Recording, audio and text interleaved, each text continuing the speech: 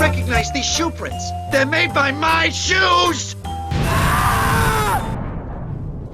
Smile, kiddos, you are on camera. You're on film, without consent or permission. And that's the way some freaks like it.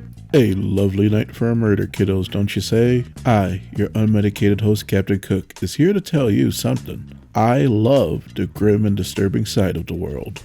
You could tell. Ain't that right, Barry? Go dump a cactus, you disgusting gremlin. Now, don't get this twisted, kiddos. I'm not one of those sick freaks who love lively gore videos and shit like that. That's too far for me. I just enjoy a view into the dark side of humanity. It's sort of refreshing to be in filth sometimes. Which perfectly comes to our topic of the day. Manhunt.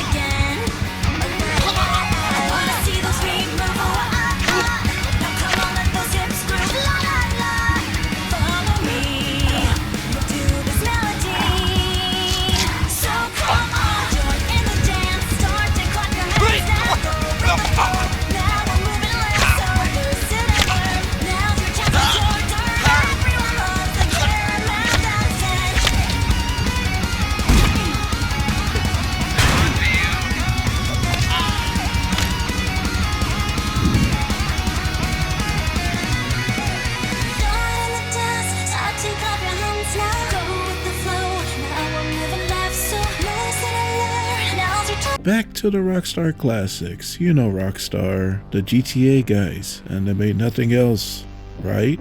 Well, a few games broke that mold. You got your bullies and the warriors, and there's Manhunt.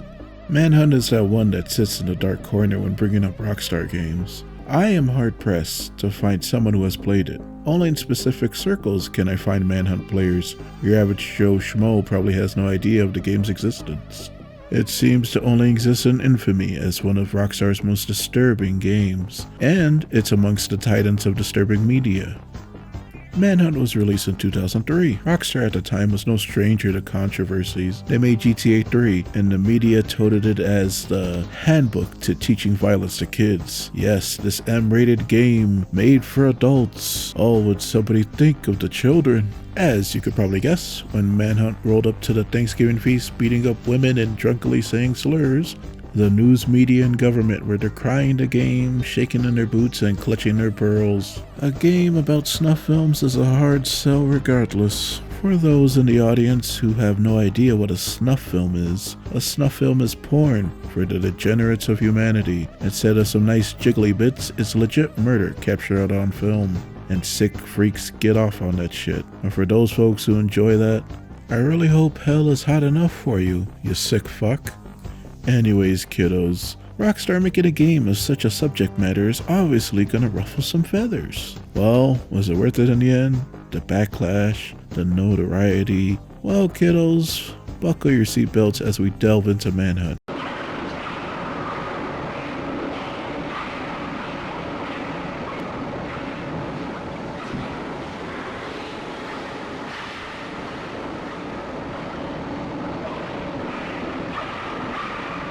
Let's set the tone of the video first by talking about the setup and location of this game. Manhunt is set in Carcer City. Now, Carcer City is a far cry from other Rockstar Timeline games. For example, Vice City is Miami and San Andreas is California. With Carcer City, it's not obvious what it's based on. Theorized to be a Chicago or Detroit-like city, the type of city Carcer is described as is a Rust Belt city, a region that was a center of manufacturing. Now it's stuck in a decline economically. A bad economy means lack of money. Lack of money means lack of jobs. Lack of jobs breeds desperation. And desperation means crime. And that means Carcer City is a hotbed of crime and violence. A perfect place to do the dark deeds, if you please. A perfect setting for a story like this. And the basic story goes as this. We start with a reporter exclaiming how she stumbled upon a conspiracy about corruption and murder rings. It all starts with a death row inmate named James Earl Cash. Who is he, you may ask? One of Carcer City's finest, of course. A resident of the Blackwoods Penitentiary, put there for crimes he didn't do. Okay, maybe he did some of it. Which brings up the fact that we know absolutely nothing about Cash. What did he do to get into prison? Why did he get the death penalty? Is he even a resident of Carcer City? Oh, questions, questions, questions. No time to ponder his past, however, because the game starts with Cash being executed. Very short game, kiddos. Come back next week. Round of applause. Thank you. Good night.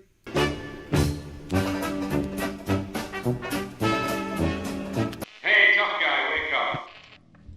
You're not dead. Well, not yet, anyway. Well, kiddos, our hero is alive and kicking. Saved from the jaws of death, his lethal injection was just a sedative. He awakes back to the world of the living. A voice speaks to him from an intercom. For now, we'll call him the director. The director says he's getting a second chance at life. The director is unknown to us for now, but assures us if Cash does as he's told, he'll be a free man. And with that, we put on the earpiece. Pick up the ears. Put it on. Go on. That's better. That way, only you could hear the director and no one else can. That's how you're going to want to play this game. A deadly game of hide and seek. And so begins the longest night of your life. As you go through sections of Carcer City run by local gangs, your job is to hunt them down and carve them up, while hoping they don't do the same to you. All while the director demands more blood and gore from you. You're alone against incredible odds, against crazy mad dog killers and sadistic torturers. Only smart thinking and grit will keep you from death's cold hands. All the while you see how deep the corruption of Carcer City extends. And that's the premise of the games, kiddos. Not a happy story by any means, really grounded story by Rockstar standards. The story gets progressively more depraved and dark as it goes along. I will dive more into that in the lore section of this video, kiddos, but first things first, let's talk about gameplay and how to survive the seemingly endless night.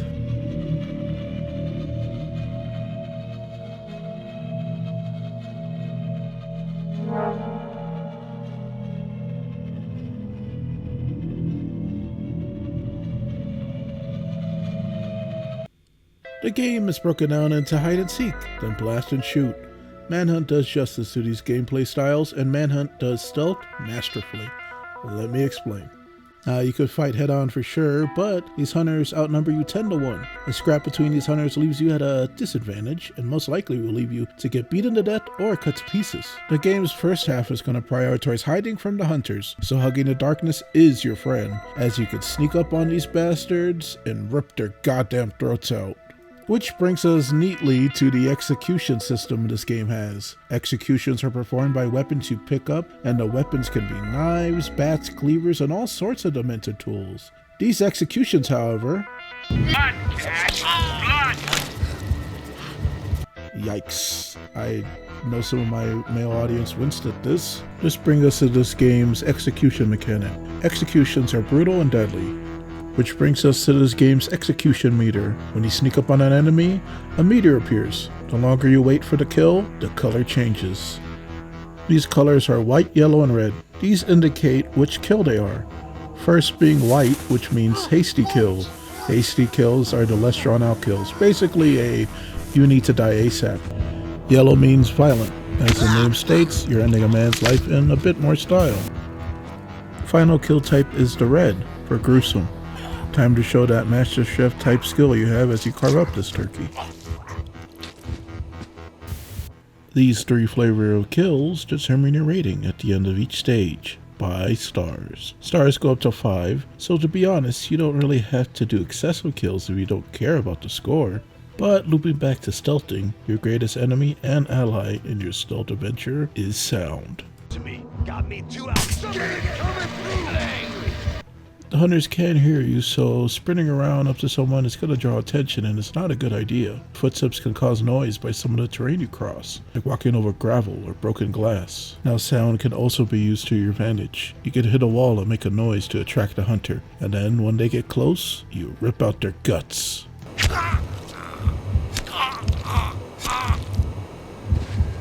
Playing smart is key, kiddos. But this game is constant tension. Just one mistake will have the hunters hunt you down, gut you like a fish. You must play smart or die.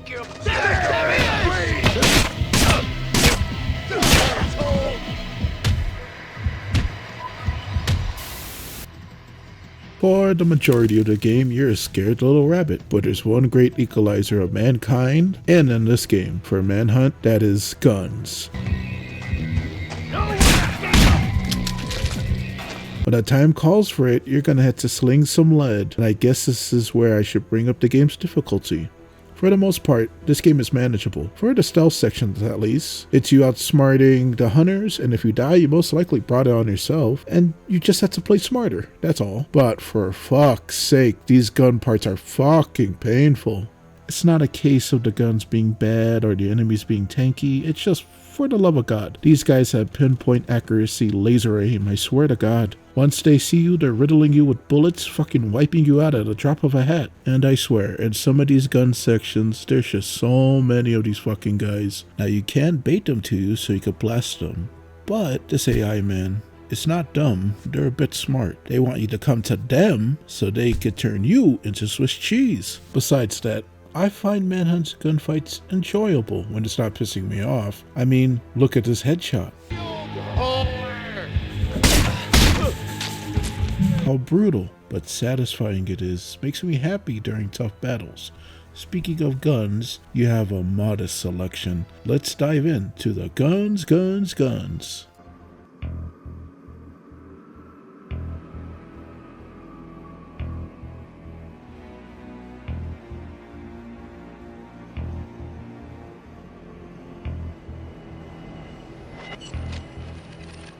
First up, the pistols range from 6-shooters to Glocks to Desert Eagles. Good in a pinch, I suppose, when you run out of bullets for your big guns. They're the first guns, so there's that. But on to the big guns that make the big holes. These said big guns consist of the shotgun that comes in the big and small variants, then the machine guns. The assault rifle is a must. But I have to say, my favorite lead spitter in this game is the Uzi. Man, I love Uzis. Such a sexy gun. If you want me to go goo goo gaga over a game, just put an Uzi in it. I will play the shit out of that game and be maining the Uzi. Ahem. Enough glazing. However, the big damn shame is Manhunt's Uzi is underused and you don't get enough ammo for it. Shame, shame, shame. But other weapons include the sniper rifle, which I don't use so much, so fuck it. Another special weapon is a nail gun. That's in a few missions. Just a weaker pistol, but hey, for the sadistic type, go crazy. But yeah, that's about it. A very small cast of guns in this game. May be small, but these guns are useful to you regardless. Rather to be packing than not. But I think we covered the basics of Manhunt's gameplay, shifting gears to the game's atmosphere.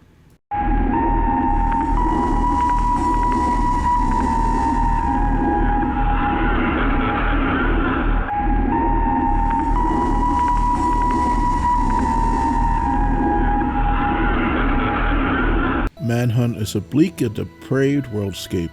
The city of Carcer City makes Liberty City look like fucking Disneyland in comparison. The streets littered with garbage, many of the locales we go through are run down, dilapidated, or abandoned. Wouldn't be out of place in a horror movie, kiddos.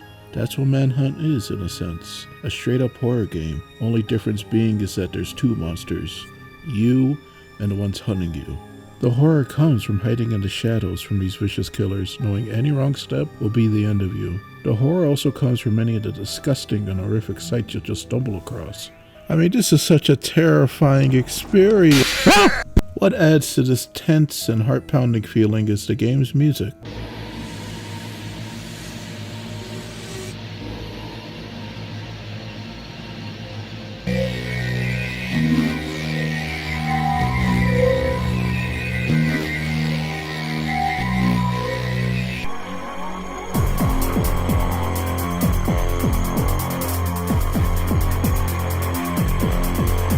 Music is very important in this game. The game wouldn't have that same effect if the music wasn't there. The music can sound hellish at times. I mean, look at this main menu music.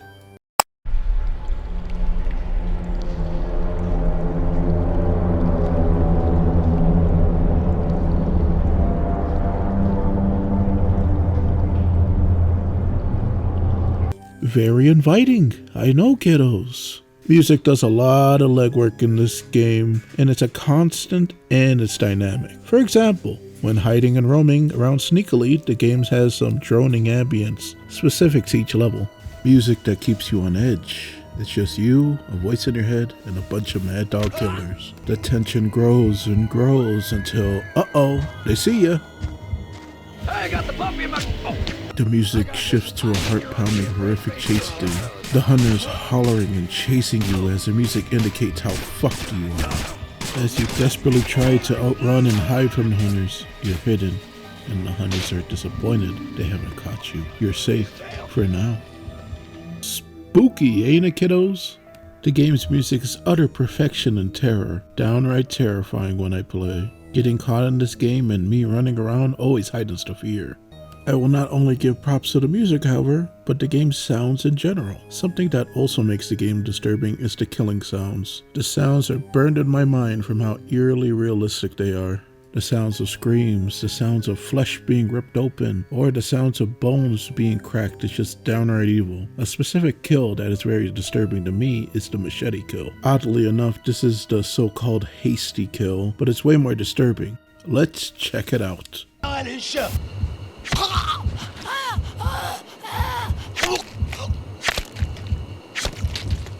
What makes it so disturbing to me is the horse whimpers. He's trying to scream, but Cash hits somewhere near its lungs. All he could do is that damn noise as he attempts to scream. Cash ends his noises by hacking his neck off to sever his head. And it's not clean at all, as he takes multiple whacks to take the head off, and the sounds of the blade cutting through the bone is just ugh. Bravo, Rockstar, you made me feel uncomfortable. But guess what, kiddos? It gets worse. Let's talk about the game's lore.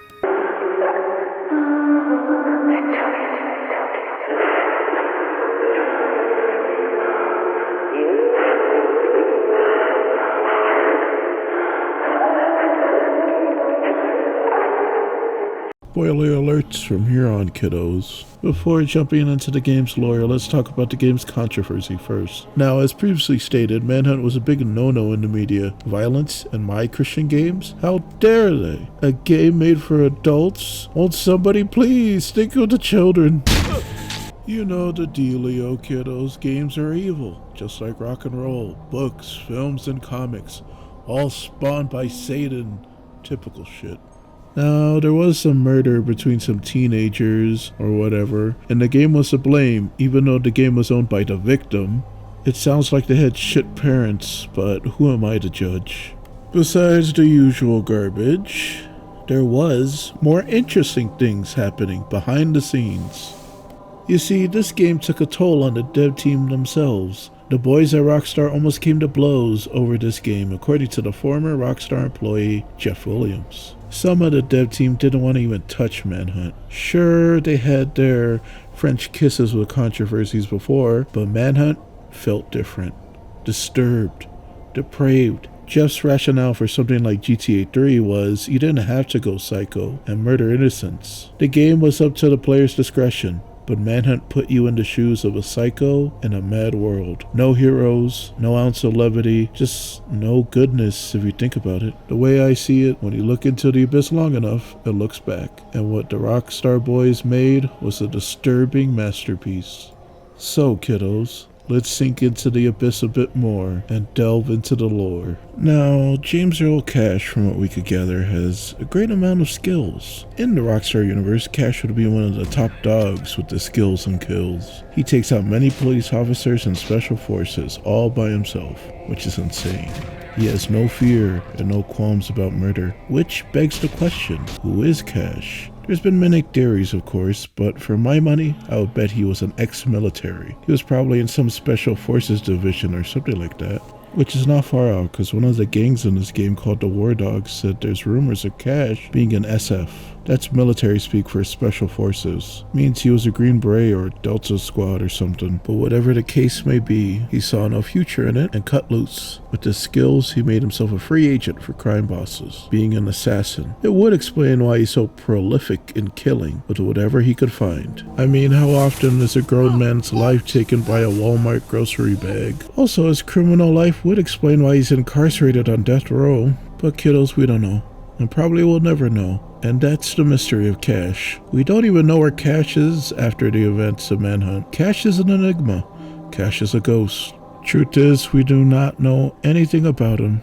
But we do know a lot more about the killers chasing after him, however. I'll go over a few of my favorite hunters. First up, the War Dogs, led by Ramirez. The War Dogs seem to be an ex-army or ex-special forces, or so it seems. For all we know, they could be gung-ho, tiny testicle men who carry big guns. Regardless, they have many screws loose, as they enjoy hunting and killing whoever the star is of the snuff film. For Cash to overcome them is a true feat to be noted. The second hunters I enjoy slaughtering is the Innocents. Funny name. These are Mexican vatos, my own brethren. Shame most of them are sick freaks. They are the first enemies to have firearms in the game, and also have the most brutal killing tools of the bunch. Let's talk about their design, cause god dang, these fellas look good and intimidating. Kinda frightening.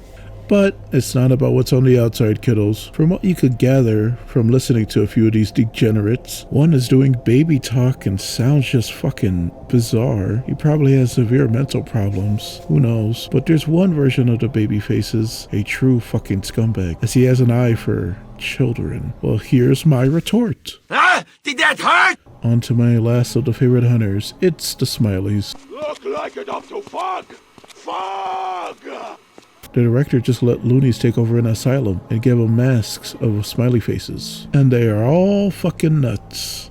They talk about the craziest things. They talk about someone stealing their shoes, squeezing people's head juice, killing their wives, or just saying fug repeatedly. They're all wackos, every single one of them. No matter the hunters, one thing's for certain, is they're all being strung along like puppets by the director. Speaking of, let's reveal who the director is. Ladies and gentlemen, Mr. Starkweather. Starkweather being the voice in our head throughout half the game, we could gather he's a sadistic pervert. He enjoys the blood and the killing so much he pleases himself to it. But he wasn't always this fucked in the head, kiddos. He used to be a respectable Vinewood director. Vinewood being the Hollywood equivalent of the GTA universe. Well, Starkweather was churning out some good films, then made a bunch of shit films. To the point he became box office poison. In other words, M. Night Shyamalan.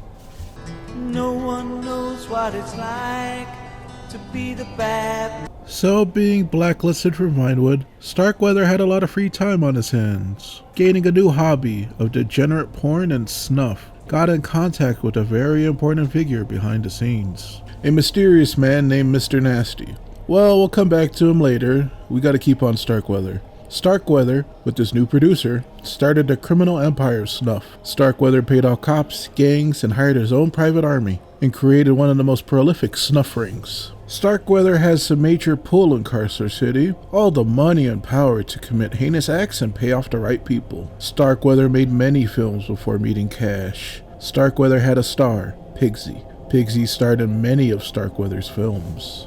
Who is Pigsy? Well,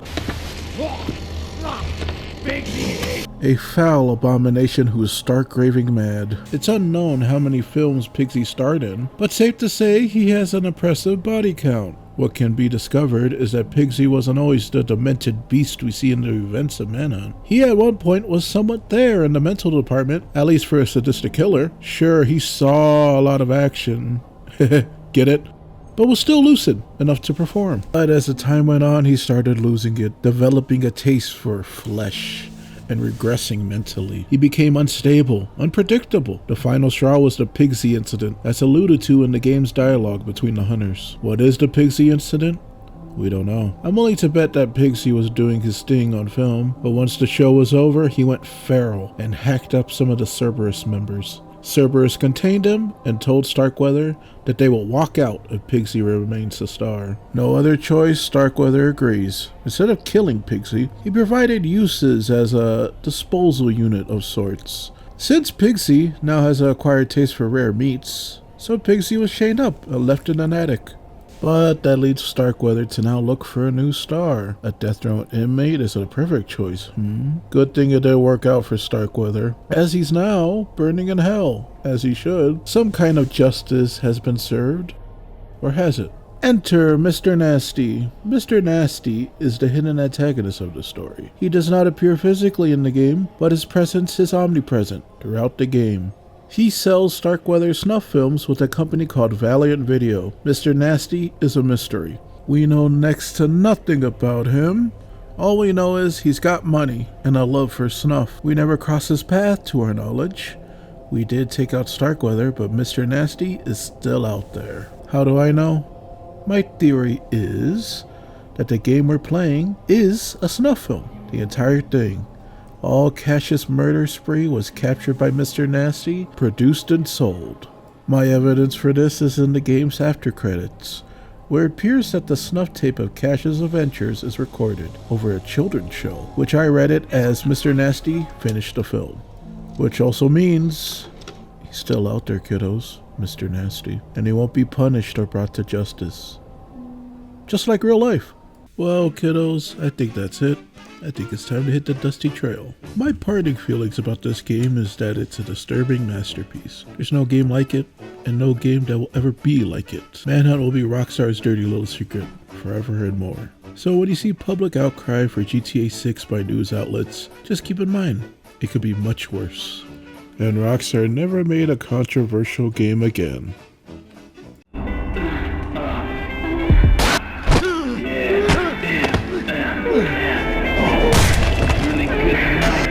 Well, fuck.